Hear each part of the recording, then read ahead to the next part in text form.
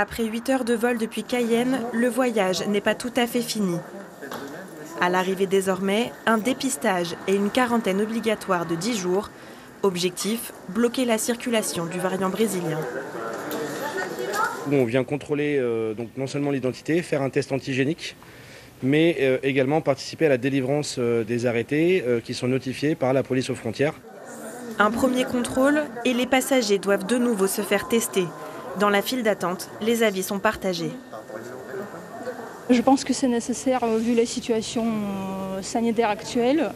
Après, c'est vrai que ça demande une certaine organisation pour les passagers. C'est normal, pour moi c'est tout à fait normal, parce que bon, là il y a quand même le variant brésilien qui arrive sur la Guyane. Donc non, c'était nécessaire. Au contraire, il faut. Même si c'est fatigant, même si on a hâte de partir, mais bon. Il n'y a pas le choix. Plus ça va, plus je me demande le bien fondé en fait de ce test à la descente de l'avion, parce que quand on voit qu'en moins de 48 heures, on sera au 3e prélèvement. Le test antigénique donne un résultat en 15 minutes, mais l'attente est encore longue. De nouvelles vérifications, pas toujours comprises par les voyageurs. Je savais très bien ce qui allait se passer. Encore un test et encore un test.